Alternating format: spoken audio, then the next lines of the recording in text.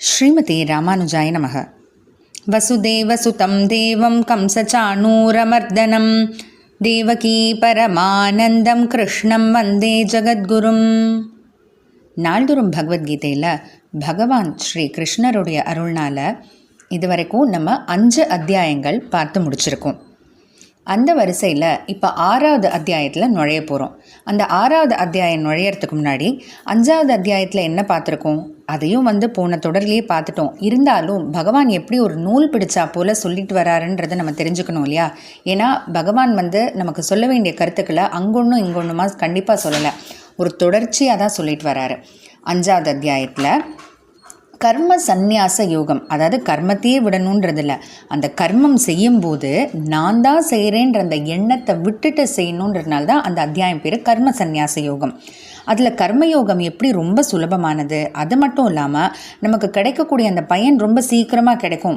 நம்ம பயனை நோக்கி செய்யணுன்றது இல்லை, ஆனால் நமக்கு கிடைக்க வேண்டிய பயன் கண்டிப்பாக கிடைச்சிரும் இல்லையா? அது எப்படி சீக்கிரமாக கிடைக்கும்? அதே போல் அந்த கர்மயோகத்தை இது போல் செஞ்சுட்டே வர வர ஞானம் வளர்ந்து சமதர்ஷனம், அதாவது எல்லாருக்குள்ளேயும் இருக்கிறது ஆத்மா, எல்லாத்துக்குள்ளேயும் இருக்கிறது ஆத்மா அப்படின்ற எண்ணத்தினால எல்லா ஜீவராசிகளையும் சமமாக பார்க்கக்கூடிய அந்த ஒரு நிலை வருன்றதெல்லாம் பார்த்தோம். அதை தவிர கடைசி 3 ஸ்லோகங்கள் மூலமாக யோக அபியாசம், அதாவது யோகத்தை செய்யும் முறையை மேலாக பகவான் சொல்லிட்டு விட்டுட்டாரு. ஏன்னா 6வது அத்தியாயம் ஆத்ம சம்யம யோகம், இல்லைன்னா யோகாபியாச யோகம்னு சொல்கிறது உண்டு. இந்த அத்தியாயத்தில் முழுக்க முழுக்க யோக அபியாசத்தை பற்றி தான் நம்ம பார்க்க போகிறோம். யோகத்தை செய்யும் முறையை பற்றி தான் பார்க்க போகிறோம். எப்போதும் போல் இந்த அத்தியாயம் நுழையிறதுக்கு முன்னாடி இதனுடைய சுருக்கத்துக்கான ஒரு ஸ்லோகம் பார்க்குறோம்.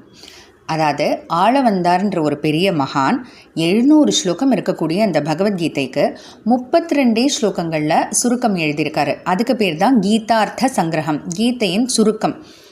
அதில் முதல் ஸ்லோகத்தினால மொத்த கீதைக்கே சாரம். பிறகு பகவத்கீதையே 6 அத்தியாயமாக பிரித்து அடுத்தடுத்த ஸ்லோகங்கள்னால ஒவ்வொரு அந்த 6 அத்தியாயங்களுக்கான சுருக்கம். பிறகு ஒவ்வொரு அத்தியாயத்திலையும் பகவான் என்ன சொல்ல வராருன்னு அது ஒரு ஸ்லோகத்தினுடைய சுருக்கம்.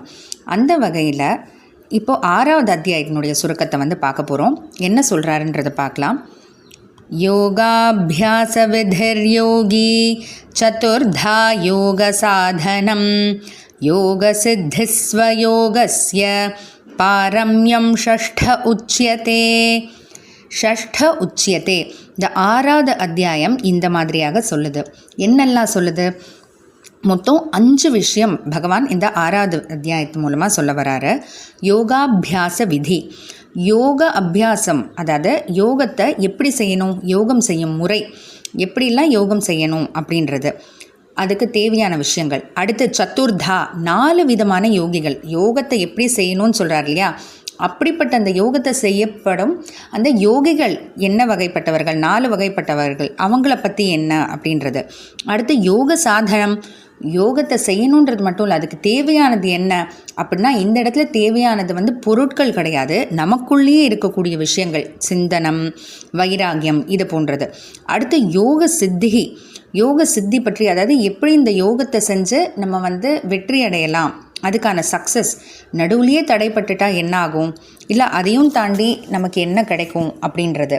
கடைசியாக ஸ்வயோகஸ்ய பாரம்யம், கண்ணனை தன்னை பற்றிய யோகம், அதாவது பகவான் ஸ்ரீ கிருஷ்ணரை பற்றிய யோகம்ன்றது பக்தி யோகம், அதனுடைய சிறப்பு.